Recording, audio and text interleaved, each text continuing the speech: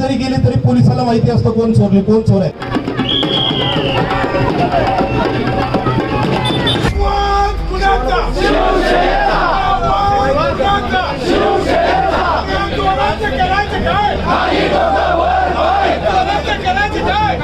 त्या भंडारामध्ये देखील भ्रष्टाचार.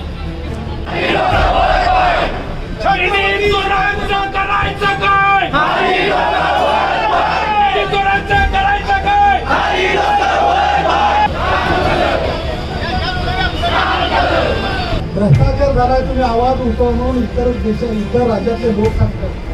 भुदरगड तालुक्यातील आदमापूर येथील श्री बाळूमामा देवस्थानामध्ये कथित आर्थिक गैरव्यवहार झाल्याचा आरोप करत या संपूर्ण प्रकरणाच्या चौकशीसाठी SIT स्थापन करावी अशी मागणी शिवसेनेचे कोल्हापूर जिल्हा प्रमुख सुनील शित्रे यांनी केली आहे. याबाबत त्यांनी भुदरगडच्या प्रांताधिकाऱ्यांना निवेदन दिले आहे.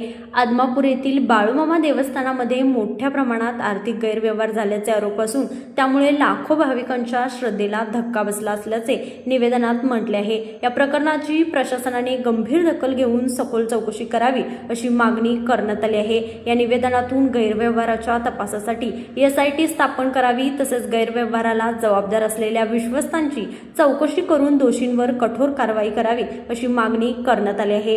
तसेच देवस्थानच्या कारभारातील हिशेब जनतेसमोर आणावा. देवस्थानाचे दरवर्षी लेखापरीक्षण करून त्याची माहिती भाविक आणि जनतेसाठी जाहीर करावी अशी मागणीही करण्यात आली आहे. देवस्थानच्या सध्याच्या पोटनियमामध्ये दुरुस्ती करून दर 3 वर्षांनी विश्वस्तांची नव्याने नियुक्ती करावी. तसेच एखादा विश्वस्त म्हणून काम केलेल्या व्यक्तीची पुन्हा विश्वस्तपदी नियुक्ती करू नये अशी सूचनाही निवेदनातून करण्यात आली आहे. याशिवाय देवस्थानमधील प्रसाद आणि अन्नपदार्थाचा दर्जा योग्य राखण्यासाठी उपाययोजना कराव्यात. परिसरातील स्वच्छतेकडे गांभीर्याने लक्ष द्यावे आणि देवस्थानचे पावित्र्य जपत भाविकांच्या भावना दुखवणारी कोणतीही घटना घडणार नाही याची दक्षता घ्यावी अशी मागणी करण्यात आली आहे.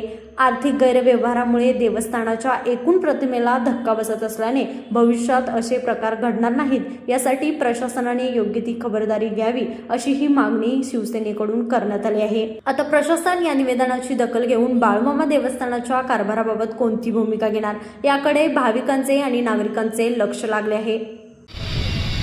अशा 5,500 मेंढ्यांचा हिशेब केला तर 65 कोटी रुपये होते. हा भ्रष्टाचार एका बाजूलाच राहिला. जमिनीमध्ये भ्रष्टाचार, खरेदीमध्ये भ्रष्टाचार आणि ज्या बाळूमामाच्या मंदिरामध्ये गेले तर आपल्या माता भगिनींच्या कपाळावर प्रथमदा लावला जातो तो भंडारा. त्या भंडारामध्ये देखील भ्रष्टाचार. आणि म्हणजे भ्रष्टाचार करणारे कोण आहेत तर लांबचे नाहीत मित्रांनो, आपल्या जवळचेच आहेत. आम्हाला लाज वाटते. आम्ही बाळूमामाच्या शेजारी राहतोय म्हटलं तर औरंगाबादवरनं फोन करतात, अहमदनगरवरनं करतात, कर्नाटकातनं करतात आणि तुमच्या इथं भ्रष्टाचार झालाय तुम्ही आवाज उठवा म्हणून इतर राज्यातले लोक सांगतात. आम्ही या महाराष्ट्रामध्ये राहतोय.